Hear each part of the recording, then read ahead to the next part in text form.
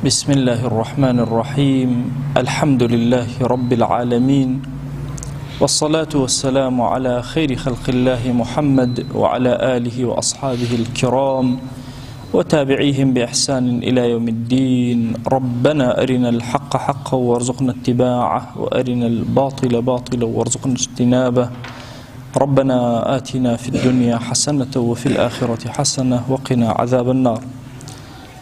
عزیزانم، یەکێک لە شتە گرنگەکان یا صفەتە گرنگەکانی پێغەمبەری خوا صلی الله عليه وآله وسلم ئەوە بوو کە ئوتیە جەوامع الکەلم. پێغەمبەری خوا صلی الله عليه وآله وسلم جەوامعی کەلیمی پێدرا بوو بە کەلیماتێکی کەم ئەیتوانی ئەم وشە گەورانە، ئەم مەفهومە گەورانەی ئیسلام هەمویان بگەیەنێ. فرمایشتێکی پێغەمبەری خوا هەیە صلی الله عليه وآله وسلم، 5 قاعدە بۆ ژیانی ئینسان دائەنێ. هەرکەس ئەم قاعدانە جێبەجێکە بەڕاستی خۆشبەختی دنیا و ئاخرەتە بێ. جێبەجێشی نەکە لەکوێ خەلەلێکی هەبوو لەم 5 قاعدەیە بەخوا ئارامی و ئاسوودەی و سەعادەتی تێکەچێ. یەکەم دانە لەو قاعدانە ئەمڕۆ هەر بە کورتی لە خزمەتانە باسییانەکەم، بریتە لەوەی اتق المحارم تكن أعبد الناس. خۆت لە مەحاریم و گوناهەکان بپارێزە، تۆ ئەبیتە عابدترین کەس. عابدترین کەس کێیە؟ کەسێکە شەو نوێژی زۆرە، کەسێکە ڕۆژووی زۆرە، کەسێک کێ عابدترین کەس لە عەبدەکانی خوا کێ لەسەر زەویە؟ ئەو کەسەیە لە هەموویان زیاتر خۆی ئەپارێزە لە حەرام. ئیتر حرام لە نەفسی خۆتە، حرام لەگەڵ ماڵ و مناڵتە، حرام لەگەڵ دەوروبەرتە، لە کار و کەسابەتە، لە دائیرە و وەزیفەتە. مهم لە هەموو کایەکانی حرامە خۆت بپارێزە. تەکون ئەعبەد الناس، ئەبیتە عابدترین کەس لەسەر زەویە. لە نەزەری ئێمە هەمیشە ئەوە بووە، سیرمان کردو کەسێک کە عەبدایەتی زۆر بوو بێ و مەزانیوە عابدە. بەڵام پێغەمبەری خوا صلی الله عليه وآله وسلم یاسایەکی تر بۆ ژیانی ئێمە دائەنێ، ئەویش ئەوەی کێ زیاتر خۆی لە حرام بپارێزێ. مەرج نییە ئیلا مامۆسایەکی ئاینی بێ و وتار بدا بۆ خەڵکو و داعی و بانخوازن. دۆچێ کەسێکی زۆر سادە لەبەر خاتی خوا لە گوناه زۆر خۆی پارێزێ، عابدترین کەسی ئەم سەرزەویە. دووهم ئەفەرمێ وەرضە بما قسمه الله لك تكن أغنى الناس. ڕازی بە بەو بەشەی کە خوا پێی داوی، تۆ دەوڵەمەندترین خەڵکی کەسی. دوو شە هەیە لە عەرەبیە حەزەکەم لە خزمەتانە ڕوونی کەمەوە. ثەراء هەیە لەگەڵ غینا. ممکنە ئینسان ثەری بێ، واتە پارە و سەر و سەمای زۆر بێ بەڵام زۆر فەقیر بێ. ممکنە زۆر فەقیر بەڵام غەنی بێ. ووجدك عائلا فأغنى. پێغەمبەریان صلی الله عليه وآله وسلم دەوڵەمەند نەبوو.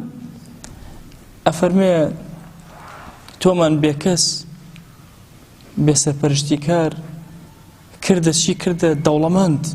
ئەم دەوڵەمەندیە کامەیە؟ ئەم غینایە.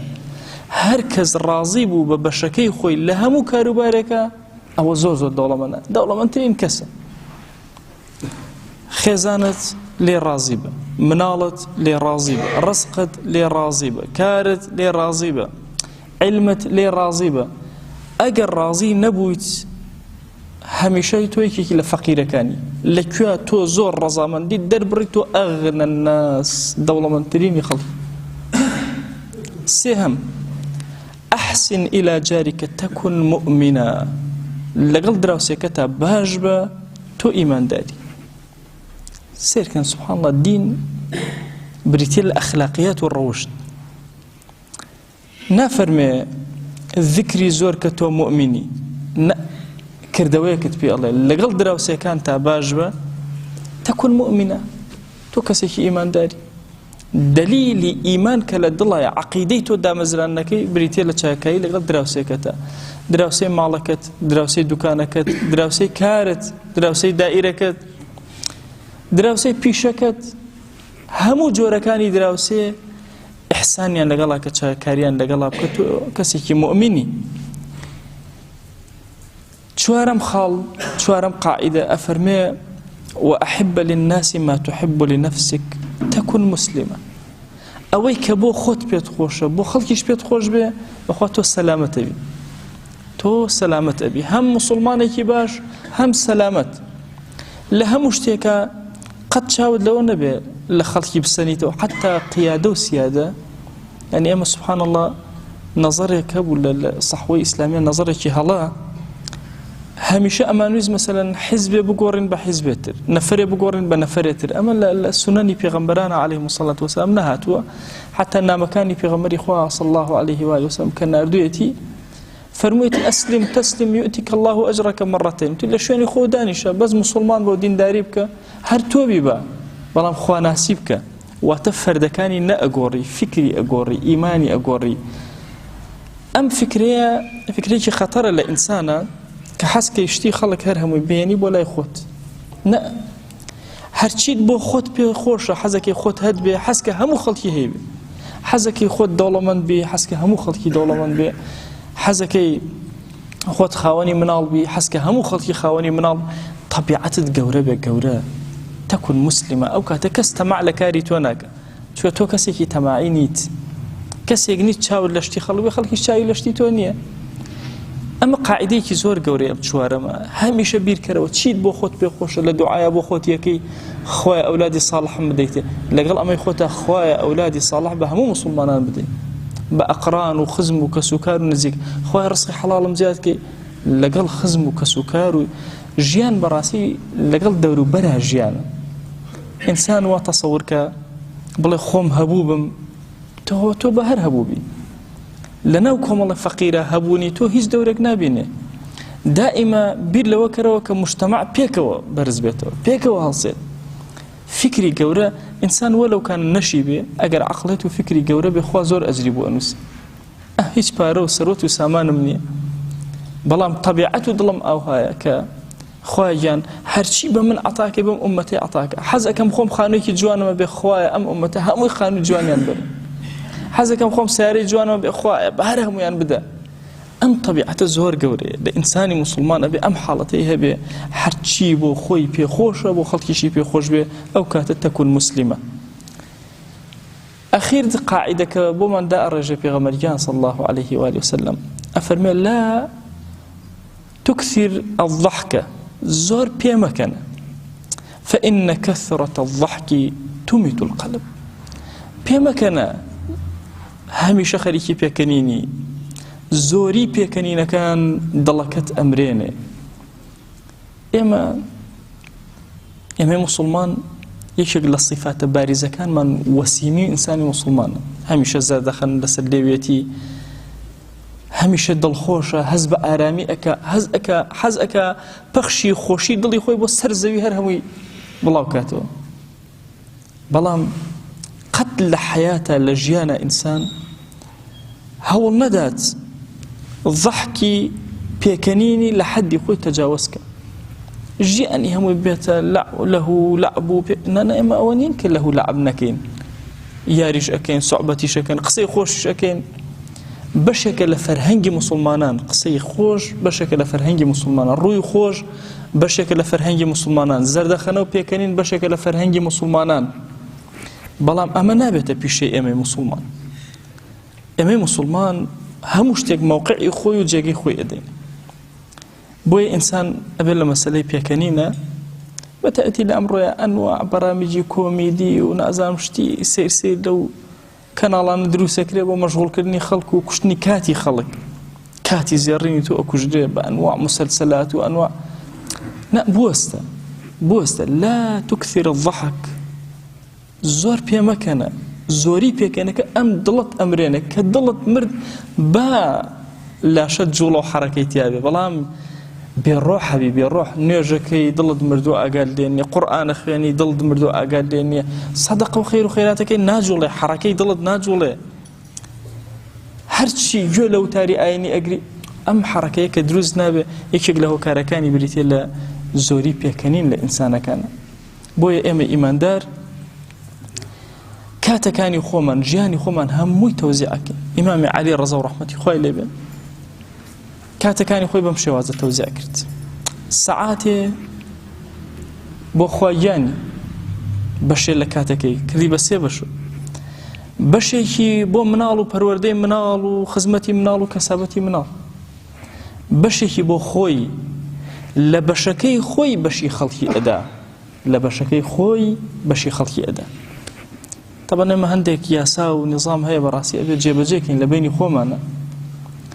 تۆ ناکرێت لەسەر حسابی مناڵەکانت هەموو کاتێ لە بازار، هەموو کاتێ لە دەرەوە و سەفرە و سیاحەت و ڕەفیق و بڕۆ وەرە، نا، بەشی مناڵەکانت نابێت دەستکاریکی، بەشی خوات نابێت دەستکاری بکەی.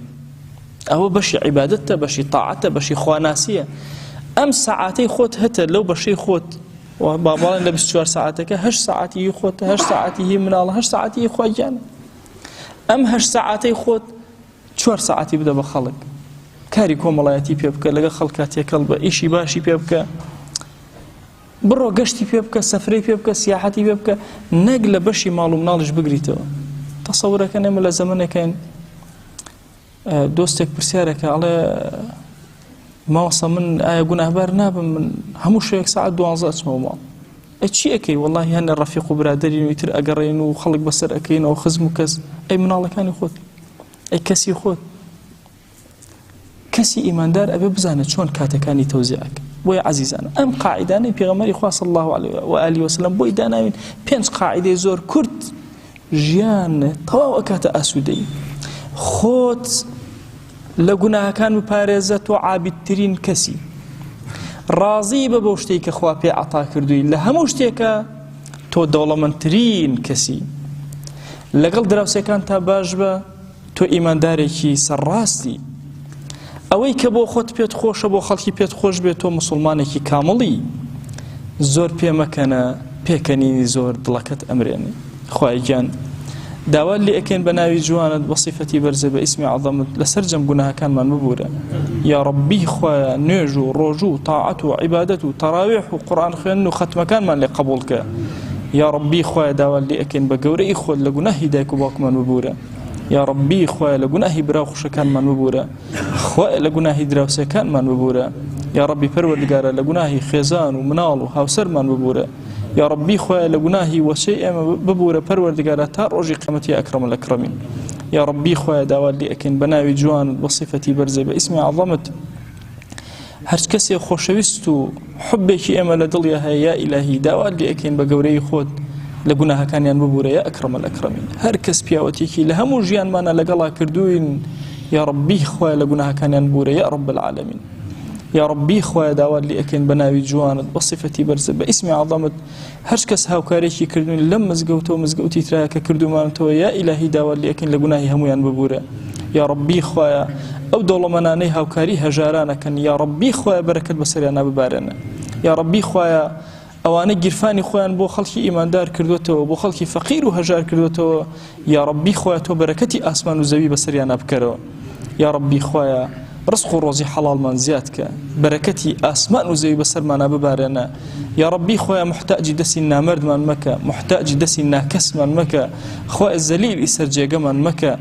یا ئیلاهی داوا لێ ئەکەین بە ناوی جوان بە صیفەتی بەرزە بە ئیسمی عەظەمت عەفو و کەڕەمی خۆت بەسەرمانە ببارێنە. خوای گیان تۆ خۆت ئەزانی ئێمە زۆر فەقیر و هەژار محتاجی تۆین، یا ئیلاهی هەمومان لە خانە و ماڵی تۆیە کۆبووینەتەوە، ڕووی دڵمان کردوتە تۆ، دەیا ئیلاهی هەر کەسەمان گرفتێکی بۆی چارەسەرکە، ئەومان بێحاڵ و ماڵە ماڵداریکە، لاوەکانمان پەروەردگارە ماڵدار کە، یا رب العالمین. یا ڕەبی خوایە ئەومان بێ مناڵە مناڵی پێ عەتاکە، خوایە ئەومان مناڵە مناڵەکانی ساڵحکە، خوایە مناڵی ئومەتی پێغەمبەری خوا صلی الله علیه و آله وسلم صالحکە. یا ڕەبی خوایە ئەومان قەرزارە قەرزی سەرشانی سووککە، پەروەردگارە ئەومان کەم ڕزقی حەڵاڵی زیادکە، پەروەردگارە ئەومان کاسبە بەرەکەت بەسەر کەسابەتیا ببارێنە، ئەومان مۆزەفە بەرەکەت بەسەر مەعاشیا ببارێنە، پەروەردگارە بەرەکەت بەسەر زەوی و زەرعاتمانە ببارێنە، پەروەردگارە بەرەکەت بخەرە ناو بازاڕەکانمانەوە، یا ئەکرەم الئەکرەمین، بەرەکەت بخەرە ناو مەڕووماڵاتمانەوە، یا ئەکرەم الئەکرەمین. یا ڕەبی خوایە داوا لێ ئەکەین بە گەورەی خۆت کانیاوەکانمان هەڵقوڵاوکە، بیرەکانمان پڕ ئاوکە، زەوی و زەرعاتمان پەروەردگارە پڕ خێر و بەرەکەت کە، یا رب العالمین. یا ڕەبی خوایە داوا لێ ئەکەین بە ناوی جوانت بە صیفەتی بەرزە بە ئیسمی عەظەمت خوایە قبوڵمان کە لای خۆت، یا رب العالمین. بە ئومەتی ڕەسوڵ الله حسابمان کە، بە شوێن کەوتەی ئەو خۆشەویستە قبوڵمان کە، لە ژێر سێبەری ئاڵای ئەوە حەشرمان کە، پەروەردگارە بە ئومەتی ئەو قبوڵمان کە خوای بمانگێڕە لەو عەبدانەی پێغەمبەری خوا صلی الله عليه و سلم شانازیان پێوە ئەکا. یا ربی خوایە داوات لێ ئەەکەین سڵاوی ئێمە بگەێنە پێغەمبەری خوا صلی الله عليه و سلم، یەک ناومان لە خزمەتیا بێنە یا ئەکرەم الئەکرەمین. یا ربی خوایە سەڵات و سەلامی خۆت بەسەریا ببارێنە، خوایە بە ئەندازی نمەی بارانی باریوی ئەمساڵ سەڵات و سەلامی خۆت بەسەر ئەو خۆشەویستەمانە ببارێنە. یا ربی خوایە داوات لێ ئەەکەین بە گەورەی خۆت، بە کەڕەمی خۆت، بە ڕەحمەتی خۆت، یا ئەکرەم الئەکرەمین بەزەیی بەسەرمانە ببارێنە، خوایە بەزەیی بەسەرمانە ببارێنە. یا ربی خوای گیان ئەو نعمەتانەی پێت داوین بۆمان زیاد کە پەروەردگارە لێمان مەگرەوە یا رب العالمین. یا ربی خوایە داوات لێ ئەەکەین بە گەورەی خۆت، خوایە هەر نەخۆشێکی مسلمانان هەیە خۆی شیفای بۆ بنێرە. پەروەردگارە نەخۆشێکی زۆر داوای دوعای خێرمان لێ ئەکەن، هانامان پێهێنن، خوایە ئێمە هیچ نین دەستی زەلیلی بۆ تۆ بەرزەکەینەوە، پەروەردگارە شیفای هەر هەمویان بنێرە یا ئەکرەم الئەکرەمین. یا ربی خوایە داوات لێ ئەەکەین پەروەردگارە بە گەورەی خۆت عاقبەتمان پڕ خەیرکە، لەم دنیای دەرمان مەکە بە ئیمانەوە نەبێ، لەم دنیای دەرمان مەکە بە شایەتومانەوە نەبێ یا رب العالمین. یا ربی خوایە داوات لێ ئەەکەین بە ڕەحمەت و کەڕەمی خۆت هەر چاکەیەک پێغەمبەریان صلی الله عليه و سلم لە هەموو عمریا داوای لێ کردووی ئێمەش داوات لێ ئەەکەین و پێمان عەتاکە، هەر خراپەی ئەو خۆشەویستەمان لە هەموو عمریا پەنای پێگرتووی ئێمەش پەنات پێ ئەگرین و پەنامان بدە.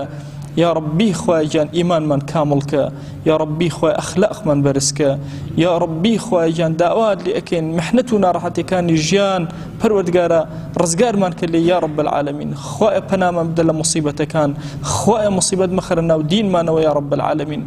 یا ربی خوایە تاقیمان مەکەرەوە بە مصیبەتێک کە توانای هەڵگرتنیمان نەبێ یا رب العالمین. یا ربی خوایە تاقیمان مەکەرەوە بە بەڵاو مصیبەتێک کە بەرگە نەگرین لە بەردەمیای ها ئەکرەم الئەکرەمین. یا ربی خوای دڵمان پێوەستی خۆت کە، دڵمان پڕ لە خۆشەویستی خۆت کە، خوای دڵمان پڕ لە خۆشەویستی خۆت کە، پەروەردگارە بمان کە خزمەتکاری دینەکەت یا رب العالمین.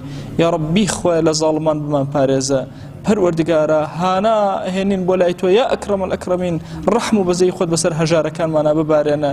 یا ربی خوای داوات لێ ئەەکەین بە ڕەحمەتی خۆت، بە کەڕەمی خۆت، بە بەزەیی خۆت، خوایە بەزەیی بەسەرمانە ببارێنەوە، ئەم دوعانەمان لێ قبوڵ کە، خوایە ئەم دوعانەمان لێ قبوڵ کە، خوایە ئەم دوعانەمان لێ قبوڵ کە. آمين آمين والحمد لله رب العالمين، وصلى الله على سيدنا محمد وعلى آله وصحبه وسلم تسليما كثيرا أبدا إلى يوم الدين. خوای گەور لە گوناهی منیش و ئێوەش بورێ، خوای لێمان قبوڵ کە، خوای عەفو ماکە.